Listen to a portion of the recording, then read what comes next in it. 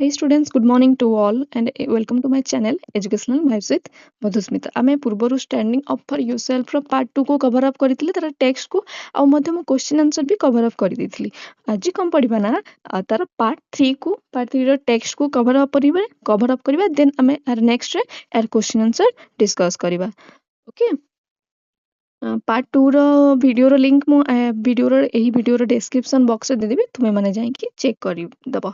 Okay जदी किछि doubt थबो then मते कमेंट बॉक्स रे पचारिबो. तो टाइम वेस्ट न करि कि आमे चलो जिबा पार्ट 3 को पढिबा.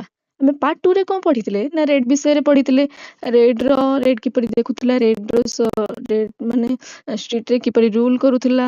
ओके एतरे पार्ट 3 टाइम वेस्ट न करि चला पढिबा. ओके Part 3 ରେ ଅଛି I want to conquer my fear of red. I wanted to conquer. ମୋର ଆବଶ୍ୟକ ଥିଲା ଏଇ ଫିୟର କୁ ରେଡ ପ୍ରତି ଯୋଉ ମୋର ଫିୟର ଟା ଅଛି ତାକୁ ଦୂର କରିବା ପାଇଁ. କନକ୍ୱର ମାନେ ସେଇ ଯୋଉ ଫିୟର ଠାରୁ ଫିୟର ସହିତ ଆମେ ବିଜୟ ଲାଭ କରିବା. ଫିୟର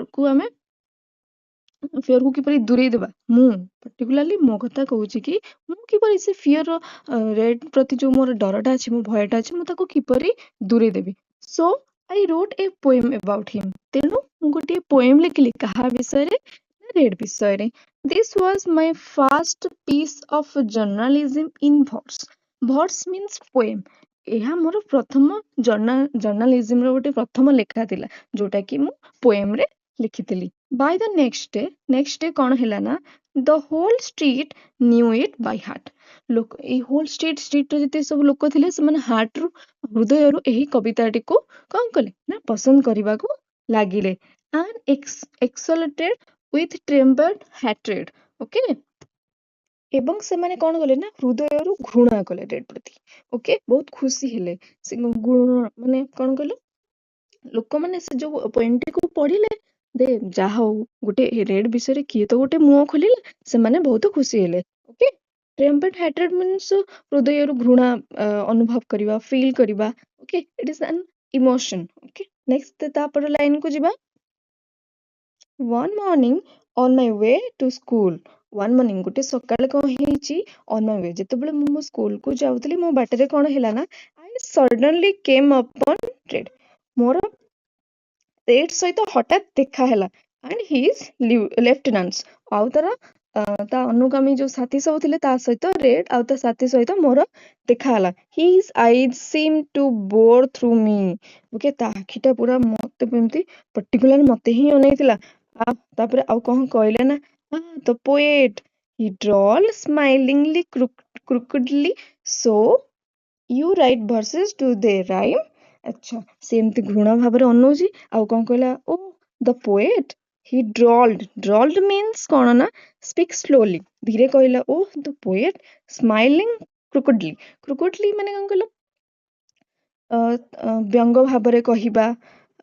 ସରି କ୍ରୁକୁଡଲି ମାନେ ଗୋଟେ ଦେଖିନ ଯେତେବେଳେ ଗୋଟେ ହସନ୍ତି ଗୋଟେ ସ୍ମାଇଲିଂ ର ଗୋଟେ ୱେ ସାଇଡ ରେ ଏମିତି ହସିବାଟା ମାନେ ଓଠଟିକୁ ସାଇଡ କରିକି ହସିବା. ଓକେ ସେମିତି ହସିଲା ଗୋଟେ ବ୍ୟଙ୍ଗ ଭାବରେ ହସିଲା and କହିଲା so you write verses. ଓ ତାହେଲେ ତୁ ଭର୍ସେସ ଲେଖିଲୁ ମୋ ପ୍ରତି, ମୋ ପାଇଁ ଗୋଟେ ଭର୍ସେସ ଲେଖିଛୁ, ମୋ ପାଇଁ ଗୋଟେ ପୋଏମ ଲେଖିଛୁ. do they rhyme? ସେଗୁଡିକ ରାଇମ କରୁଛି କି? ସେ ତୁ ଯୋଉ ପୋଏମଟି ଲେଖିଛୁ ସେଗୁଡା କଣ ରାଇମ କରୁଛି? ସେଗୁଡା କଣ ପଦକୁ ପଦ ପଡୁଛି? କିଏ କହିଲା ନା ରେଡ କହିଲା କାହାକୁ ନା ନାରେଟର କୁ କହିଲା. ଓକେ ତାପରେ କଣ ହେଇଛି ଦେଖିବା. Red's hand darted into his pocket, came out armed with knuckle duster. Raid କଣ କଲା ନା ତା ପକେଟ ଭିତରକୁ ହାତ ପୁରେଇଲା and କଣ ବାହା କଲା ନା ତା ନକଲ ଡଷ୍ଟର ଯୋଉ ଥିଲା ସେଇଟାକୁ ସେ ବାହା କଲା. It flashed like lightning and struck my head. ସେ କଣ କଲା ନା ଲାଇଟନିଂ ବାଗି ଆସିଲା ଚକମକ କଲା ଆଉ କଣ କଲା ନା ମୋ ମୁଣ୍ଡରେ ବାଡେଇ ଦେଲା. I fell down. ମୁଁ ସେଇଠୁ ପଡିଗଲି. streaming with blood. streaming ମାନେ ବ୍ଲଡ ବାହାରୁଥାଏ. ବ୍ଲଡ ବାହାରିବା ସହିତ ମୁଁ ସେଇଠି ପଡିଗଲି and lost consciousness. ମୁଁ ମୋ ଚେତାକୁ ହରେଇ ବସିଲି. This was my first remuneration as a poet. ଏହା କଣ ଥିଲା my first remuneration ମାନେ ପାରିଶ୍ରମିକ ଫଳ. ଗୋଟେ କାମ କରିଥିବ ତାର ଯୋଉ ଫଳ ପାଇଥିବ. ତ ନ୍ୟାରେଟର କହୁଛନ୍ତି କି ଏଇ ଯୋଉ ମୁଁ ଗୋଟେ ମୁକ୍କା ଖାଇଲିନି ସେଇଟା ମୋର ଫଳ ଥିଲା. ମୁଁ ଯୋଉ ଫାର୍ଷ୍ଟ ଆଟେମ୍ପ୍ଟ କରିଥିଲି ଗୋଟେ ପୋଏଟ ହବା ପାଇଁ ତାହାର ଫଳ ମୁଁ ପାଇଥିଲି. କଣଟା ନା ଗୋଟେ ମାନେ ମୁକ୍କା ଯୋଉ ମତେ ତାର ହଉଛି ମୋର ଗୋଟେ ଫଳ, ସେଇଟା ମତେ ଫଳ ରୂପେ ମିଳିଥିଲା। I spend several days in bed. ମୁଁ ଯେହେତୁ ମୋ ଦେହ ଖରାପ ହେଇଗଲା, ମୁଁ ବହୁତ ଇନଜୁର୍ଡ ହେଇଗଲି, ମୁଁ ବେଡରେ ପଡିକି ରହିଲି ବହୁତ ଦିନ ହେଲା। Okay, when I went out, ଯେତେବେଳେ ମୁଁ ଭଲ ହେଇଗଲି, with my head still bandage, ତଥାପି ମୁଁ ଭଲ ହେଇଯାଇଛି କିନ୍ତୁ ମୋ ହେଡଟା ଯୋଉ ଥିଲା ବ୍ୟାଣ୍ଡେଜ ଏପର୍ଯ୍ୟନ୍ତ ହେଇକି ଅଛି। I again saw red, ମୁଁ ପୁଣି ଆଉଥରେ ରେଡ୍ କୁ ଦେଖିଲି। ଏଟା ସେକେଣ୍ଡ ଥର ତାର ଦେଖାହେଲା। ଫାର୍ଷ୍ଟ ଥର ଯୋଉ ମୁଖା ଖାଇଲେ, ସେକେଣ୍ଡ ଥରରେ ଦେଖାହେଲା। ଦେଖିବାକୁ କଣ ସେ କଲେ, I struggle with myself but lost and took my heels at home. took my heels, okay? I struggle with my husband. ମୁଁ ମୋ ନିଜ ସହିତ ସଂଘର୍ଷ କଲି but lost. ମୁଁ ଚେଷ୍ଟା କଲି ତାକୁ ଯାଇ କିଛି କହିବା ପାଇଁ but lost. ମୁଁ ସେଇ ମୋର ଚେଷ୍ଟାଟିକୁ ହରାଇ ବସିଲି ଏବଂ took to my heels. ମୁଁ ମୋ ପାଦକୁ ପଛକୁ ଫେରାଇ ଆଇଲି। ମାନେ ନ୍ୟାରେଟର ଆଉ ରେଡ୍ ପାଖକୁ ଗଲେନି କି କିଛି କହିଲେ ନାହିଁ କି କିଛି କରିଲେ ନାହିଁ। At home I rolled on my board. ମୁଁ ଯେତେବେଳେ ଘରକୁ ଆସିଲି, ମୁଁ ବେଡରେ ଖାଲି ଏପଟ ସେପଟ ଗଡୁଥିଲି, beating my pillow, ମୁଁ ମୋ ପିଲୋକୁ ବାଡଉଥିଲି, ମାରୁଥିଲି etcetera, and pounding it in shame, ଖାଲି ଗୁଣୁଗୁଣୁ ହଉଥିଲି, ମାନେ ଲାଜରେ ମୁଁ ମୋର ଗୁଣୁଗୁଣୁ ହଉଥିଲି। and impotent fury at my cowardice. impotent fury ମାନେ ହେଉଛି ଅସହାୟ କ୍ରୋଧ, ମାନେ ଏତେ କ୍ରୋଧରେ ସେ ଭରିଥିଲେ ଯେ ମାନେ ତାଙ୍କର ଲିମିଟଲେସ୍ ହେଇଥିଲା। my cowardice, କୋଉଥିପାଇଁ ମୁଁ ଅଧିକା ରାଗିଥିଲି ମୋ ନିଜ ଉପରେ, ନା ମୋ ଯୋଉ ଭୀରୁତା, ମୁଁ ଯୋଉ କିଛି କରିପାରିଲି ନାହିଁ, କିଛି କରିପାରିଲି ନାହିଁ ରେଡ୍ ପ୍ରତି, ତେଣୁ ମୁଁ ତାହା ପ୍ରତି ବହୁତ କ୍ରୋଧ ହେଇଯାଇଥିଲି, ମୁଁ ନିଜ ଉପରେ ବହୁତ ରାଗି ଯାଇଥିଲି। Okay, I made up my mind, ତାପରେ ମୋ ମାଇଣ୍ଡକୁ ସେଟ୍ କଲି to vanquish it all whatever cost. to vanquish it ମାନେ here means fear of red ପ୍ରତି ଯୋଉ fear ଥିଲା, ମୁଁ ତାକୁ vanquish କରିବି, ମାନେ ଟୋଟାଲି ମୋ ମାଇଣ୍ଡରୁ କିପରି କାଢିବି।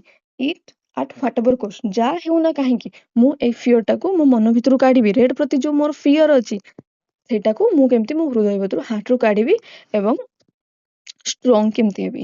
ନାରେଟର ଲାଷ୍ଟକୁ ଏଇଆ କଣ କଲେ, କରିବାକୁ ଚେଷ୍ଟା କରିବେ ବୋଲି କହିଲେ। ଓକେ, ଦିସ୍ ଦେନ୍ ତୁମର ପାର୍ଟ 3 ଏଇଠି ଶେଷ ହେଇଯାଉଛି। ନେକ୍ସଟ ଭିଡ଼ିଓରେ ମୁଁ ଏଇ ପାର୍ଟ 3ର କ୍ୱେଶ୍ଚିନ୍ ଆନ୍ସର ଡିସ୍କସ୍ କରିବି। ଯଦି ପାର୍ଟ 3ରେ ତମେ କିଛି ବୁଝିପାରିଲନି ଦେନ୍ ତୁମେ ମୋତେ କମେଣ୍ଟ ବକ୍ସରେ ପଚାରି ପାରିବ। ଆଉ ଯଦି ଭିଡ଼ିଓଟି ଭଲ ଲାଗିଥିବ ଲାଇକ୍ କରିଦେବ। ଗୁଡ୍ ବାଏ ମାଇ ଫେଭରେଟ୍ ଷ୍ଟୁଡେଣ୍ଟସ୍।